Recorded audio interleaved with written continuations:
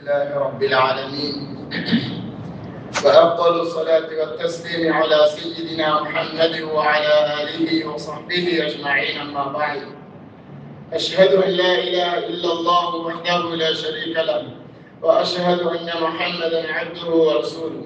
اللهم صل على سيدنا محمد وبارك وسلم عليه. فإني أوصيكم ونفسي أولا بتقوى الله، فإن التقوى تنجيكم من عذاب الله وتدخلكم إلى الجنة. وقال الله تعالى في كلامه العزيز: أعوذ بالله من الشيطان الرجيم، بسم الله الرحمن الرحيم. إذ تلقونه بألسنتكم وتقولون بأفواهكم ما ليس لكم به علم وتحسبونه هينا وهو عند الله عظيم. صدق الله مولانا العلي العظيم. عن أبي هريرة رضي الله عنه أنه قال: قال رسول الله صلى الله عليه وسلم: من لم يدع قول الزور والعمل به فليس لله حاجة في أن يدع طعامه وشرابه. صدق رسول الله صلى الله عليه وسلم. رواه البخاري. எல்லா புகழும் புகழ்ச்சியும் ஏகவல்ல நாயன் அல்லாஹ் ஒருவனுக்கே உரித்தாகட்டும். அல்ஹம்துலில்லாஹ். ஸலாத்தனும் கருணையும் சலாமினும் ஈடேற்றமும் நம் உயிரில் மீதிய முஹம்மது ஸல்லல்லாஹு அலைஹி வஸல்லம் அவர்களின் பெயரில் என்றென்றும் உண்டாவதாக. நபியின் வாழ்க்கையை தமது வாழ்க்கையாக எடுத்து நடந்த ஸஹாபாக்கள், தாபிஊன்கள், தபஉத் தாபிஈன்கள், உலகம் உள்ளவரை வாழக்கூடிய முஃமினான முஸ்லிமான ஒவ்வொருவரின் பெயரிலும் அல்லாஹ்வுடைய ரஹ்மத்தும் மக்ஃபிரத்தும் என்றென்றும் உண்டாவதாக. எல்லா நேரங்களிலேயும் எல்லா சந்தர்ப்பங்களிலேயும் அல்லாஹ்வை அஞ்சு பயந்து நடந்து கொள்ளுமாறு முதலில் எனக்கும் அப்பால் உங்களுக்கும் வசியத் என்னும் இறை கட்டளையை ஞாபகம் முட்டுகின்றேன். அன்பு கட்டளையை பிறப்பித்துக் கொள்கின்றேன். அல்லாஹ்வின் நல்லடியார்களே, புனிதமான ஒரு மாதத்திலே வீற்றிருக்கின்றோம். ரமதானுடைய மாதம் என்றாலே பெரியவர்கள், சிறியவர்கள், ஆண்கள், பெண்கள், நோயாளிகள், சுகதேயிகள், வாலிபர்கள், வயோதிபர்கள் அனைவருடைய உள்ளத்திலேயும் ரமதானுடைய மாதம் என்றால் ஒரு கற்பனை இருக்கும். இந்த மாதத்திலே நாம் ஏராளமான அமல் செய்ய வேண்டும், தராவீஹ் தொழ வேண்டும், தஹஜ்ஜுத் தொழ வேண்டும், நோன்பு நோக்க வேண்டும், சதகா தான தர்மங்கள் செய்ய வேண்டும், இன்னொரு அந்த நன்மைகளை செய்ய வேண்டும் என்பதாக ஒவ்வொரு மனிதனுடைய உள்ளத்திலேயும், அவர் யாராக இருந்தாலும் சரி, ஒரு ஏழ்மையான ஒரு மனிதர் மிகவும் வறுமை கோட்டிற்கு கீழால் வாழ்கிறார், அவருடைய வாழ்க்கையிலேயும் அவருடைய எண்ணத்திலேயும் இருக்கும், நான் இந்த மாதத்தை பிரயோஜனமாக ஆக்கிக் கொள்ள வேண்டும். ஒரு பாவம் செய்யக்கூடியவர் எல்லா மாதத்திலேயும் பாவம் செய்து கொண்டிருப்பவர், ஆனால் ரமதானுடைய மாதத்திலே அல்லாஹ் தஆலா முஸ்லிம்களாகிய என்னுடைய உள்ளத்திலே அந்த பாவத்தை விட்டு விடுபட்டு ஒரு நல்ல மனிதனாக மாற வேண்டும் என்ற ஒரு சிறிய ஒரு சிந்தனையாக உள்ளத்தில் ஒரு பகுதியில் இருக்கத்தான் செய்யும். எனவே அல்லாஹ்வுடைய நல்லடியார்களே, அந்த காட்சியை நாங்கள் ஏராளமான இடங்களிலே, ஏராளமான வீடுகளிலேயும் பள்ளி வாயில்களிலேயும் கண்டுகொண்டே தான் இருக்கிறோம். நாமும் எங்களுடைய வாழ்க்கையில் இந்த ரமதானுடைய மாதத்திலே அதிகமான குர்ஆனை ஓதக்கூடியவர்களாக, அதிகமான தான தர்மங்கள் செய்யக்கூடியவர்களாக, அதிகமான முறையில் நின்று வணங்கக்கூடியவர்களாக, இரா வணக்கங்களிலே பேணுதலானவர்களாக நாம் ஒவ்வொருவரும் மாறுவதற்கு நாம் இந்த ரமதானிலே மிகவும் முயற்சியும் பிரயத்தனமும் உடையவர்களாக இருக்க வேண்டும். அல்லாஹ்வின் நல்லடியார்களே, இது ஒரு புறத்தில் இருக்க, நாம் கஷ்டப்பட்டு சிரமப்பட்டு சம்பாதிக்கின்ற இந்த அமல் இருக்கிறது. இந்த அமல் இரண்டு விடயங்கள் இல்லை என்றால், அந்த இரண்டு விடயங்களை நாங்கள் இந்த அமலின் மூலமாக நாம் சரியான முறையில் செய்யவில்லை என்றால் எங்களுடைய அமல் ஏற்றுக்கொள்ளப்படாது. முதலாவதாக நாம் செய்யக்கூடிய அமல்கள் அத்துணையும் பலா மன் அஸ்லம வஜ்ஹஹு லில்லாஹி வஹுவ முஹ்சின், யார் அல்லாஹ்வுக்காக வேண்டி செய்கிறாரோ, அஸ்லம வஜ்ஹஹு லில்லாஹ். ஃபுதைல் இப்னு இயாத் ரஹிமஹுல்லாஹ் அவர்கள் சொல்கிறார்கள், அஸ்லம வஜ்ஹஹு லில்லாஹ் என்றால் எந்த அமலாக இருந்தாலும் சரி இஹ்லாஸான மன தூய்மையுடன் செய்யப்பட வேண்டும். 2 ரக்காத் தொழுகிறார், மன தூய்மையாக தொழுகிறார், ஒவ்வொரு அமலும் மன தூய்மையாக தொழப்பட வேண்டும். இரண்டாவது விடயம் வஹுவ முஹ்சின். வஹுவ முஹ்சின் என்றால் என்ன? இத்திபாஉ சுன்னத்தி நபி ஸல்லல்லாஹு அலைஹி வஸல்லம். எந்த அமலை செய்தாலும் சரி அந்த அமலை நபி அவர்கள் காட்டி தந்த வழிமுறைப்படி செய்ய வேண்டும். எனவே நாம் இப்பொழுது இஹ்லாஸுடன் செய்கிறோம், அதே போன்று நபியுடைய வழிமுறையுடன் செய்கிறோம். ஆனால் இன்னொரு விடயம் இருக்கிறது. அந்த விடயத்தை நாம் பேணிக் கொள்ளவில்லை என்றால், பேணி பாதுகாக்கவில்லை என்றால் எங்களுடைய எந்த ஆவணம் செல்லா காசாக மாறிவிடும். அதுதான் இன்றைய குத்பாவுடைய தலையங்கம்.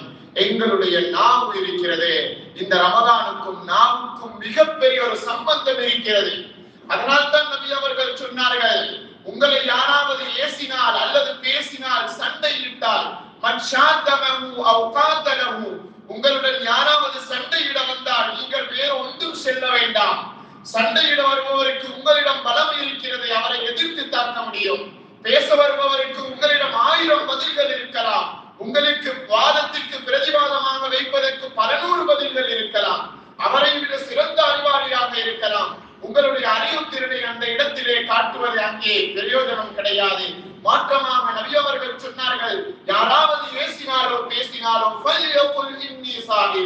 நீங்கள் வாயால் சொல்லிவிடுங்கள், நான் ஒரு நோன்பாளியாக இருக்கிறேன், நான் ஒரு நோன்பாளியாக இருக்கிறேன். எனவே ரமதானுடைய மாதத்திற்கும் இந்த நாவுக்கும் மிகப்பெரிய சம்பந்தம் இருக்கிறது.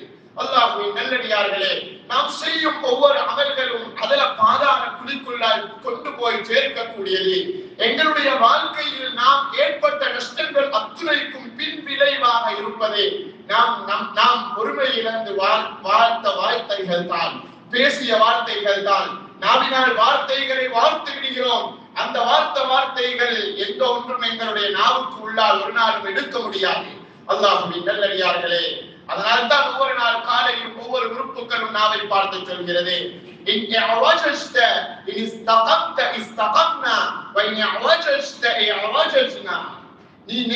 இருந்தால் நாங்கள் எல்லாம் நேராக இருப்போம். இன்றைய நாள் காலை என்னையும் உங்களையும் பார்த்து என்னுடைய உறுப்புகள் அனைத்தும் என்னுடைய நாவை பார்த்து சொன்னது, உங்களுடைய உறுப்புகள் அனைத்தும் உங்களுடைய நாவை பார்த்து சொன்னது. நீ நேராக இருந்தால், நீ சரியாக இருந்தால் நாங்கள் அனைவரும் நிம்மதியாக இருப்போம்.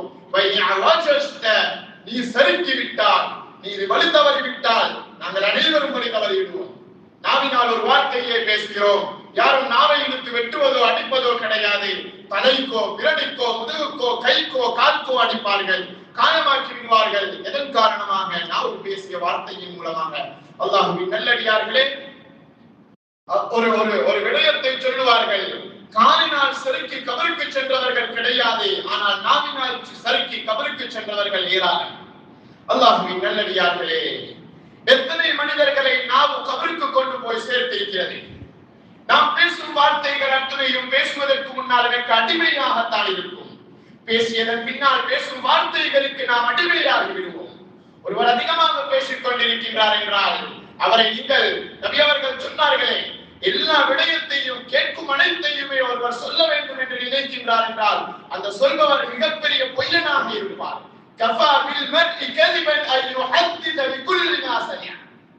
கேட்கும் அனைத்தையும் சொல்கிறார், கேட்கும் அனைத்தையும், யார் எதை கேட்டாலும் சரி, அது நலவு கெடுதி எதையும் தீர விசாரிப்பது கிடையாது. அதை 4 பேருக்கு மத்தியிலே சொல்லிவிடுகிறார். இவர்தான் அனைத்தையும் தெரிந்தவர், இவருக்கு அரசியலும் தெரியும், இவருக்கு விளையாட்டுகளும் தெரியும், இவருக்கு மார்க்கமும் தெரியும், இவர் ஆலிமாகவும் இருக்கிறார், அரசியல்வாதியாகவும் இருக்கிறார். அனைத்து விடயத்தையும் தன்னகத்தை வைத்துக் கொண்டவரை போன்றே உலகத்துடைய அத்துணை விடயங்களையும் பேசும் சிலரை நாம் பார்த்துக் கொண்டிருக்கிறோம்.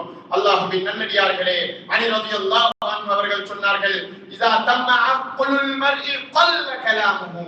ஒரு மனிதனுடைய புத்தியின் பூரணத்துவம் என்ன தெரியுமா? அவருடைய பேச்சு குறைந்துவிடும், அவருடைய பேச்சு குறைந்துவிடும். தேவை இருந்தாலும் தேவை இல்லாவிட்டாலும் குறுகிய வார்த்தைகளுடன் நபி அவர்களுடைய வார்த்தையை சொல்லும் பொழுது ஜவாமிஉல் கலிம் ஜவாஹிருல் ஹிகம் என்று சொல்வார்கள். அது ஒட்டுருக்கமான வார்த்தைகளாக இருக்கும், கருத்து செறிந்த வார்த்தைகளாக இருக்கும். அல்லாஹ்வின் நல்லடியார்களே, கொஞ்சம் சிந்தித்து பாருங்கள். குறுகிய நேரமாக இருப்பதனால் தொட்டு செல்கின்றோம் சில விடயங்களை.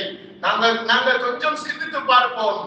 சில நேரம் நாங்கள் பொறுமையை இழந்து வந்த வார்த்தைகள், பொறுமையை இழந்து எங்களுடைய நாவு போட்ட வார்த்தைகளின் மூலமாக எங்கு நாம் சென்றிருக்கிறோம்? எங்களுடைய குடும்பத்துக்கு மத்தியிலே நிம்மதியாக வாழ்ந்து கொண்டிருப்போம். மனைவியுடன் பொறுமையை இழந்து ஒரு வார்த்தையை சொல்லி இருப்போம். மனைவியுடன் இருக்கின்ற பரஸ்பர அன்பை நாங்கள் அந்த நேரத்திலே இழந்து விடுவோம். அதே போன்று குடும்பத்தாருடன் பொறுமையை இழந்து பேசிய ஒரு வார்த்தை, அவர்களுடன் இதுவரைக்கும் எங்களுக்கு முகம் காட்டி முகத்துக்கு முகத்தை நின்று பேசுவதற்கு வெட்கமாக இருக்கிறது. பொறுமையை இழந்து பேசிய ஒரு வார்த்தை ஜமாஅத்தை விட்டு விலக்கப்பட்டிருப்போம். பொறுமையை இழந்து பேசிய ஒரு வார்த்தை வேலை தளத்திலே இருந்து விலக்கப்பட்டிருப்போம். பொறுமையை இழந்து பேசிய ஒரு வார்த்தை அதிகமான நண்பர்களை இழந்திருப்போம். பொறுமையை இழந்து பேசிய ஒரு வார்த்தை யாரோ ஒருவருக்கு முன்னால் மண்டியிட்டு காலாக்காலம் அவருக்கு முன்னால் அடிமைத்தனமாக மன்னிப்பு கேட்க வைத்திருக்கும். பொறுமையை இழந்து பேசிய ஒரு வார்த்தை எங்களை மக்களுக்கு மத்தியிலே ஒரு அற்பனாக ஒரு சிறியவனாக ஆக்கி வைத்திருக்கும். பொறுமையை இழந்து பேசிய ஒரு வார்த்தை நாம் செல்ல வேண்டிய இடம் வெகு தொலை தூரத்தில் இருக்கும். நாம் பேசிய அந்த வார்த்தையினால் இன்னும் அதே இடத்திலே இருந்து கொண்டிருப்போம். அல்லாஹ்வின் நல்லடியார்களை கொஞ்சம் சிந்தித்து பாருங்கள். நாம் பேசும் வார்த்தைகள் அத்துணையும் எனக்கு அடிமையாக இருந்த வார்த்தைகள் தான். நாம் அவைகளை வெளியே விட்டு விட்டோம். பொறுமையை இழந்து வெளியே விட்டு விட்டோம். வெளியே விட்டதன் பின்னால் ஒரு நாள் அதனை எங்களுக்கு உள்ளார் எடுக்க முடியாது. யாருக்காவது ஏதாவது ஒரு வார்த்தையை சொல்லி நாம் காயப்படுத்தி விட்டால் அந்த காயம் ஒரு நாளும் அவருடைய உள்ளத்தில் இருந்து ஆரமாட்டாது. என்னுடைய நாணம் எனக்கு இவ்வாறு சொன்னவர் தானே, என்னுடைய மற்றன் எனக்கு இவ்வாறு சொன்னார் தானே, என்னுடைய என்னுடைய என்னுடைய என்று சொல்லி எத்தனை நபர்களுடைய வார்த்தைகளை நாம் மறக்காமல் வைத்திருக்கிறோம். ஒரு நாளும் அந்த வார்த்தைகள் எங்களுடைய உள்ளத்தில் இருந்து நீங்க மாட்டாது. நாம் பொறுமையை இழந்து பேசிய வார்த்தை தான். அவர் பெரும் காலாகாலம், அவர் காலாகாலம் வருடங்கள் உருண்டோடி இருக்கும். 12, 20, 30, 50, 60 வருடங்கள் கழிந்து விட்டாலும் அவர் என்ன சொல்லுவார்? ஒரு காலத்தில் இவர் என்னை பற்றி இவ்வாறு பேசியவர் அல்லவா? அதனால் தான் இமாம் கஸாலி ரஹ்மத்துல்லாஹி அவர்கள் சொல்லுவார்கள், ஜிராஹாத்து சினானி லஹல்திஆம் வலா யல்தாமு மா ஜர்ஹல் லிசான். தீயினால் சுட்டவள் உள்ளாரும் ஆறாதே நாவினால் சுட்டவளே. ஒரு தீக்காயம் ஏற்பட்டு விட்டது என்று சொன்னால் நாளடைவில் காலம் சென்றடைவில் அந்த காயத்தின் அடையாளம் இல்லாமல் போய்விடும். ஆனால் ஒரு வார்த்தையினால் நாம் ஒருவருடைய மனதை புண்படுத்தி விட்டோம். ஒரு வார்த்தையினால் அவருடைய அந்தஸ்தை குறைத்து விட்டோம். ஒரு வார்த்தையினால் பேசிய அந்த வார்த்தையினால் குடும்பத்தை பிரித்து விட்டோம். கல்யாணத்தை உடைத்து விட்டோம். எங்களுக்கு சம்பந்தமே இல்லாத ஒருவர், யாரோ ஒருவர், அவரை பற்றி பேசி அவருடைய திருமண விஜயத்தை நாங்கள் கொஞ்சம் குழப்பிவிட்டோம். அந்த வாய் வார்த்தைகள் அனைத்தும் ஒரு நாளும் அவர்களுடைய உள்ளத்தில் இருந்து, பேசப்பட்டவர்களுடைய உள்ளத்தில் இருந்து ரணமாக இருக்குமே ஒழிய ஒரு நாளும் அடைய மாட்டாது. எனவே அல்லாஹ்வின் நல்லடியார்களே, நாம் இருக்கிறதே நோன்பு நோற்றுக் கொண்டிருக்கிறோம். வயிறு பசியுடன் இருக்கிறது, வயிறுக்கு பத்தினித்தனம் இருக்கிறது. மர்மஸ்தானம் பசியுடன் இருக்கிறது, மர்மஸ்தானத்துக்கு பத்தினித்தனம் இருக்கிறது. கைகால்களுக்கெல்லாம் பத்தினித்தனம் இருக்கிறது. அதே போன்று நாவுக்கும் பத்தினித்தனம் இருக்க வேண்டும், நாவுக்கும் பத்தினித்தனம் இருக்க வேண்டும். நாமும் நோன்பு நோக்க வேண்டும். ரமதானுடைய காலத்திலே நாவுடைய நோன்புதான் பிரதானமானது. அதனால் தான் நபி அவர்கள் சொன்னார்கள், யாரு கெட்ட வார்த்தைகளை விட்டு விடவில்லையோ அவர் மற்றவர்களை பற்றி பேசுவதை விடவில்லை, பொய் பேசுவதை விடவில்லை, பொய் சத்தியம் சொல்வதை விடவில்லை, மற்றவர்களை ஏமாற்று வார்த்தைகளை சொல்லி ஏமாற்றுவதை விட்டுவிடவில்லை, மற்றவர்கள் சிரிப்பதற்காக வேண்டி பொய்யான விடயங்களை, பொய்யான விடயங்களை, பொய்யான அந்த சிறுபூட்டும் விடயங்களை சொல்வதை அவர் விடவில்லை என்று சொன்னால் அவர் பசித்திருந்து தாகித்திருந்ததிலே அவருக்கு நன்மை கொடுக்க வேண்டும் என்பதாக அல்லாஹ்வுக்கு எந்த ஒரு நியதியும் கிடையாது. அல்லாஹ்வின் நல்லடியார்களே, அல்லாஹ் தஆலா ஆயிஷா ரலியல்லாஹு அன்ஹா அவர்களுடைய அந்த இட்டுக்கட்டப்பட்ட ஹதீஸுடைய விடயத்திலே அவர்கள் சொல்கிறார்கள், கடைசி தரம் நபி அவர்களுடைய மரதுல் மௌத்துடைய ஹதீஸை ஆயிஷா ரலியல்லாஹு அன்ஹா அறிவிக்கிறார்கள். நபி அவர்களுடைய சக்கராத்துடைய நேரம் எவ்வாறு இருந்தது என்ற அந்த ஹதீஸை ஆயிஷா ரலியல்லாஹு அன்ஹா அவர்கள் அறிவிக்கிறார்கள்.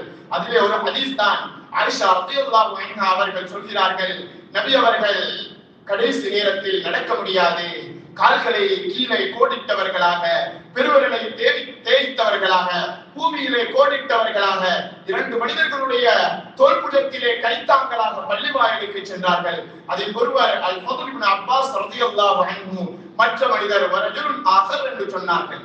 அல்லாஹ்வின் நல்லடியார்களே, மற்ற மனிதர் யார் என்று உங்களுக்கு தெரியுமா என்று கேட்டதற்கு, ஆம் தெரியும், நான் அவரை சொல்ல விரும்பவில்லை என்பதாக சொன்னார்கள். அப்பாஸ் ரலியல்லாஹு அன்ஹு, அப்துல்லாஹ் இப்னு அப்பாஸ் ரலியல்லாஹு அன்ஹு போன்ற, உஸாமத் இப்னு ஸைத் ரலியல்லாஹு அன்ஹு போன்றவர்கள் சொல்கிறார்கள், வரஜுலுன் ஆகர், இன்னொரு மனிதர் என்று ஆயிஷா அம்மையார் பெயர் குறிப்பிடப்படாமல் சொன்ன அந்த சஹாபி யார் தெரியுமா? அவர்தான் அலி ரலியல்லாஹு அன்ஹு. அலி ரலியல்லாஹு அன்ஹு, நுணுக்கமாக கேட்டுக் கொள்ளுங்கள், ஒரு மிக முக்கியமான விடயம் இருக்கிறது. அலி ரலியல்லாஹு அன்ஹு அவர்களுடைய பெயரை ஆயிஷா அம்மையார் குறிப்பிடாமல் இருந்ததற்குரிய காரணத்தை ஏராளமான இமாம்கள் சொல்கிறார்கள். அதிலே பிரத்யோகமாக அல்-ஹாஃபிஸ் இப்னு ஹஜர் அல்-அஸ்கலானி ரஹிமஹுல்லாஹ், இமாம் அன்-நவவி ரஹிமஹுல்லாஹ் போன்ற பிரபல்யமான இமாம்கள் சொல்கிறார்கள், ஆயிஷா ரலியல்லாஹு அன்ஹா, அலி ரலியல்லாஹு அன்ஹு அவர்களுடைய பெயரை குறிப்பிடாமல் இருந்ததற்குரிய காரணத்தில் பிரதானமான காரணம் என்னவென்று சொன்னால், மனிதன் என்ற அடிப்படையில் இவைகள் யாருடைய உள்ளத்திற்கும் வரத்தான் செய்யும்.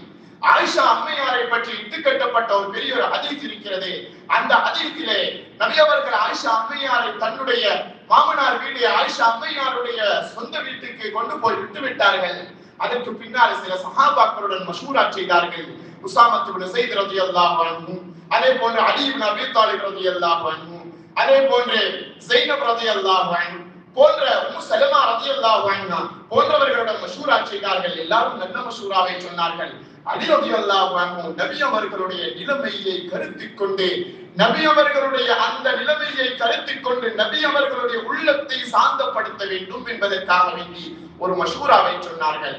அல்லாஹ்வின் தூதரே, அல்லாஹ்வின் தூதரே, ஏராளமான பெண்கள் உங்களுக்கு இருக்கின்றார்கள் அல்லவா, இவர்கள் அல்லாவிட்டாலும் ஏராளமான பெண்கள் இருக்கின்றார்கள் அல்லவா, இந்த ஒரு வார்த்தையை தான் சொன்னார்கள். இந்த ஒரு வார்த்தை தான். அந்த வார்த்தையின் சூட்சமம் என்ன, அந்த வார்த்தையின் அர்த்தம் என்ன? ஆயிஷாவை நீங்கள் தலாக் சொல்லிவிடலாம் என்பதாக அந்த வார்த்தையை சொன்ன அந்த ஒரு வார்த்தையின் காரணமாகத்தான் ஆயிஷா அம்மையார் இறுதி ஹதீஸில் கூட அலி ரலியல்லாஹு அன்ஹு அவர்களுடைய பெயரை கூட சொல்லவில்லை. இப்படி என்றால் கொஞ்சம் சிந்தித்து பாருங்கள். நானும் நீங்களும் எத்தனை நபர்களுடைய உள்ளத்தை உடைத்து விட்டிருக்கின்றோம். பேச்சுக்களாலும் வார்த்தைகளாலும் செயற்களாலும் நாம் மற்றவர்களுடைய உள்ளத்தை வென்றிருக்கின்றோமா? மற்றவர்களுடைய உள்ளத்திலே நாங்கள் ரணத்தை ஏற்படுத்தியிருக்கின்றோமா? நாம் தான் அறிவாளிகளை போன்றே, நாம் தான் அனைத்தையும் தெரிந்த மகான்களை போன்றே, நாம் தான் பெரும் பெரும் தக்குவாதாரிகள் ஆலிம்களை போன்றே நாம் மற்றவர்களுக்கு முன்னால் வேடம் தரித்திருக்கிறோமே. நாம் எத்தனை நபர்களுடைய உள்ளத்தை வென்றிருக்கிறோம், எத்தனை நபர்களுடைய உள்ளத்திலே நாம் காயப்படுத்தி இருக்கிறோம். முதலாவதாக நாம் சிந்திக்க வேண்டிய கடமையிலே இருக்கின்றோம். என்னுடைய மனைவியுடைய உள்ளத்தில் அல்லாஹ் என்னையும் உங்களையும் பாதுகாக்க வேண்டும், என்னையும் உங்களையும் மன்னிக்க வேண்டும். அந்த காலையிலிருந்து மாலை வரைக்கும் ஓயாத ஒரு இயந்திரமாக இயங்கிக் கொண்டிருக்கும் மனைவியின் உள்ளத்தை எத்தனை தடவை நாங்கள் கோபப்படுத்தி இருக்கிறோம். அல்லாஹ்வின் நல்லடியார்களே, அவர்கள் யார்? அவர்கள் யார்? எங்களுக்கென்று பாடுபடக்கூடியவர்கள். ஆயிஷா அம்மையாருடைய விடயத்திலே அதற்கு பின்னால் ஏராளமான ஆயத்துகள் இறங்கியது. அதிலே ஒரு ஆயத்து தான்,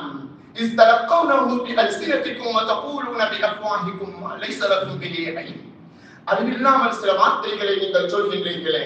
யாராவது ஒருவர் சொல்லிவிட்டார், யாராவது ஒருவர் உங்களுக்கு வந்து ஒரு செய்தியை சொல்லிவிட்டார், அந்த செய்தியின் உண்மைத்தனத்தை ஆராயாமல், அந்த செய்தியின் யதார்த்தத்தை ஆராயாமல் நீங்கள் அதை அவ்வாறு உங்களுடைய வார்த்தைகளால் சொல்லிவிடுகின்றீர்கள்.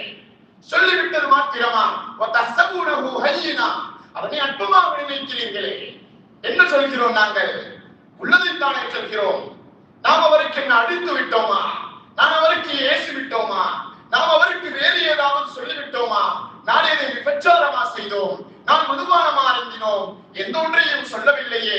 இரண்டு வார்த்தைகள் தானே சொன்னோம். அந்த 2 வார்த்தைக்கு இவ்வளவு கோபதாபம் தேவையா? அந்த 2 வார்த்தை இவ்வளவு ரணமாக இருக்கிறதா? அந்த 2 வார்த்தை தானே நாம் மற்றவர்களை பற்றி பேசிய அந்த வார்த்தைகளை மிகவும் அற்பமாக நினைக்கின்றோமே, மிகவும் லேசாக நினைக்கின்றோமே. அல்லாஹ் சொல்கிறான், அது அல்லாஹ்விடத்தில் பாரதூரமானது, அது அல்லாஹ்விடத்தில் கடுமையானது. நீ மற்றவர்களை பற்றி பேசுகின்றாயா? அந்த வார்த்தை 2 வார்த்தையாக இருக்கலாம், அல்லது ஒரு வார்த்தையின் அரைவாசியாக இருக்கலாம், கண் சாடையாக இருக்கலாம், கண்ணின் மூலமாக ஒரு நக்கலாக இருக்கலாம், கையின் மூலமாக ஒரு நக்கலாக இருக்கலாம். அல்லாஹ்வின் நல்லடியார்களே, அந்த வார்த்தைகள் அல்லாஹ்விடத்தில் மிகவும் பாரதூரமானது. அதைத்தான் நபி அவர்களிடத்திலே ஒரு பெண்ணை பற்றி சொல்லப்பட்டது. மின் சியாமிஹா வஸனாத்திஹா வகியாமிஹா. அந்த பெண் ஏராளமான நோன்பு நோக்கக்கூடியவள், ஏராளமாக தானம் செய்யக்கூடியவள், ஏராளமாக நின்று வணங்கக்கூடியவள். ஆனால் எல்லா நன்மைகளையும் சொல்லிவிட்டு இறுதியாக ஒன்று சொல்லப்பட்டது, அல்லாஹ்வின் தூதரே, அந்த பெண் தன்னுடைய நாவினால் அண்டை வீட்டாருக்கு நோவினை செய்கிறாள். இது மட்டும்தான் அவள் செய்யும் தவறு. அவள் நோன்பு நோக்கிறாள், அவள் ஹஜ் செய்திருக்கிறாள், அவள் தானம் செய்கிறாள், இரவெல்லாம் நின்று வணங்குகிறாள். அந்த வணக்கம் அவளை சரியாக்கிவிடும், அவருடைய தொழுகை சரியாக்கிவிடும், அவருடைய நோன்பு சரியாக்கிவிடும் என்று நபி அவர்கள் சொல்லவில்லை. மாற்றமாக ஒரே வார்த்தையில் சொன்னார்கள், அவள் நரகவாதி. கொஞ்சம் சிந்தித்து பாருங்கள், கொஞ்சம் சிந்தித்து பாருங்கள். நாம் மற்றவர்களை பற்றி பேசுவதென்றால் ஷைத்தான் நம்முடைய நாவிலே தேனை தூவி விடுவான். ஆனால் அந்த தூவப்பட்ட அந்த நாவிலே உள்ள அந்த எச்சிலை எடுத்து கடலிலே துப்பினால் கடல் நாளவிடும் என்பதை நாம் அறிய மாட்டோம். அல்லாஹ்வின் நல்லடியார்களே, செய்யும் அமல்களில் இஹ்லாஸ் இருக்கின்றதா இல்லையா என்பது எங்களுக்கு தெரியாது. அந்த அமல்களையும் இல்லாமலாக்கிக் கொள்வது மற்றவர்களை பற்றி பேசி இறுதியாக ஆயிஷா அம்மையாருடைய வழியிலே நபி அவர்கள் அழகான முறையில் சிரித்துக் கொண்டே ரம்யமான முறையிலே உறங்கிக் கொண்டிருக்கிறார்கள், நிம்மதியாக இருக்கிறார்கள், சந்தோஷமாக நினைத்துக் கொண்டிருக்கிறார்கள். கணவன் மனைவி அழகான முறையில் அவர்களுடைய கதைகளை கதைத்துக் கொண்டிருக்கிறார்கள். கணவன் மனைவி எவ்வாறு அழகாக இருக்க வேண்டும் என்பதை படம் காட்டுவது ஆயிஷா அம்மையாருடைய வாழ்க்கை தான். அந்த ஆயிஷா அம்மையாருடைய வழியிலே நபி அவர்கள் அழகான முறையில் சாய்ந்து கொண்டு கதைத்துக் கொண்டிருக்கிறார்கள். அப்பொழுது நபி அவர்களுடைய வார்த்தையிலே இருந்து வந்தது, சஃபியா என்று இன்னொரு மனைவியும் இருந்தால் அந்த மனைவியை பற்றி நபி அவர்கள் ஆயிஷா அம்மையாரிடம் புகழ்ந்து பேசிக் கொண்டிருந்தார்கள். சஃபியா இவ்வளவு நல்ல ஒரு பெண், சஃபியா இவ்வளவு தக்வாதாரியான பெண், சஃபியா இவ்வாறான நல்ல குணத்தையுடைய பெண் என்பதாக ஆயிஷா அம்மையாரும் நபி அவர்களுடைய மனைவி, சஃபியா ரலியல்லாஹு அன்ஹா அவர்களும் நபி அவர்களுடைய மனைவி. ஒரு மனைவியிடம் இன்னொரு மனைவியை புகழ்ந்து பேசும் பொழுது ஒரு மனைவிக்கு ரோஷம் வருவது என்பது ஒரு பெண்களுடைய இயல்புதான். ஆண்களையும் தாண்டி பெண்களுக்கு அது அதிகமாக இருக்கும், அது இயல்புதான். அது ஒரு சக்கலத்தியை பற்றி இன்னொரு சக்கலத்தியிடம் சொல்லும் பொழுது அவ்வாறு ரோஷம் வர வேண்டும், வருவது. என்றாலும் ஆயிஷா அம்மையார் அவர்களுக்கு கொஞ்சம் ரோஷம் மேலிட்டது. அழகான முறையில் கதைத்துக் கொண்டிருந்த நபி அவர்களுடைய முகத்தை பார்த்து, நபி அவர்களே, சஃபியா என்ன இல்லாட்டியும் ஒரு கட்டையான பெண் தானே, இவ்வளவுதான் சொன்னார்கள். சஃபியா என்ன இல்லாட்டியும் ஒரு கட்டச்சி தானே, தனியார் கசீரத சஃபியா அம்மையார் கட்டையான ஒரு பெண், அந்த கட்டச்சி தானே என்ற ஒரு வார்த்தையை தான் சொன்னார்கள். ரம்யமான முறையில் அழகான முறையில் சிரித்தவர்களாக பேசிக் கொண்டிருந்த நபி அவர்களுடைய முகம் மஜ்லித்து விட்டது, சிவந்து விட்டது, கோபத்தின் அறிகுறிகள் தென்பட்டன. ஏ ஆயிஷாவே, ஒரு பாரதூரமான வார்த்தையை சொல்லிவிட்டேன். அந்த வார்த்தையை எடுத்து கடலில் போட்டால் கடல் நாறிவிடும் என்பதாக சொன்னார்கள். அல்லாஹ்வின் நல்லடியார்களே, அடுத்தவர்களை பற்றி பேசுவதற்கு எனக்கு எந்த உரிமையும் கிடையாது. நாம் அதற்காக வேண்டி அனுப்பப்பட்டவர்களும் கிடையாது. நாம் அடுத்தவர்களுடைய குறையை பார்ப்பதற்கு அனுப்பப்பட்டவர்களும் கிடையாது. அதற்கென்று ரகீபுன் அதீத் என்று மலக்குமார்கள் இருக்கிறார்கள். அவர்களுடைய குறையை திருத்துவதற்கு வேண்டி நாம் எங்கு சொல்ல வேண்டுமோ அங்கு முறையாக சொல்லப்பட வேண்டும். என்னுடைய சந்துக்களிலேயும் கடைத்தெருக்களிலேயும் ஒவ்வொரு இடங்களிலேயும் நாம் அவைகளை கதைத்துக் கொண்டிருப்பதனால் எந்த பிரயோஜனமும் எங்களுக்கு கிடையாது. எனவே அல்லாஹ்வின் நல்லடியார்களே, இந்த ரமதானில் நாம் எடுக்க வேண்டிய பயிற்சி, இதர 11 மாதங்களிலேயும் நான் பெரும் அறிவாளியாக வாழ வேண்டும், நான் பெரும் வழக்கதாரியாக மாற வேண்டும், நாம் பெரும் ஒரு நல்ல அமல் செய்யக்கூடிய மனிதனாக மாற வேண்டும் என்றால் என்னுடைய நாவுடைய கட்டுப்பாடு என்னிடம் இருக்க வேண்டும். என்னுடைய நாவுடைய கட்டுப்பாடு இல்லை என்றால் நாளைய கியாமத்துடைய நாளையில் நபி அவர்கள் சொன்னார்கள், ஒரு மனிதன் வஹல் யகுப்பு ரஜுலு அலா மனாஃபிஹிம் அவ் அலா பினாசியதி, அவர்களுடைய முகம் குப்பரை இழுத்து கொண்டு போய் நரகத்திலே கொண்டு போய் சேர்க்கக்கூடிய விடயம் இல்லா ஹஸாயிது அல்சினதிஹிம், அவர்களுடைய நாவு சம்பாதித்த சம்பாத்தியங்கள் தான். எனவே நாவின் மூலமாக சொர்க்கத்தை பெறலாம், நாவின் மூலமாக அதற்கு மாற்றமான இடத்தையும் பெறலாம். இது எங்களுடைய கையிலே தீர்மானம் இருக்கிறது. எனவே வல்ல நாயன் அல்லாஹ் ஜல்ல ஷானுஹு வ தஆலா நல்லடியார்களுடைய சூபத்திலே சகவாசத்திலே எங்களை வைத்து நல்லடியார்களுடைய பண்புகளையும் எங்களுக்கு தந்து இந்த ரமலானின் நல்ல முறையில் கிடைக்கும் பாக்கியத்தை தந்தருள்வானாக. வஆகிரு தஅவானா அல்ஹம்துலில்லாஹி ரப்பில் ஆலமீன்.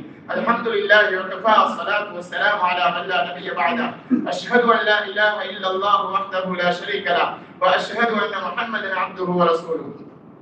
اللهم صل على سيدنا محمد وبارك وسلم عليه. أما بعد فإني أوصيكم ونفسي أولا بتقوى الله، فإن التقوى تنجيكم من عذاب الله وتدخلكم إلى الجنة.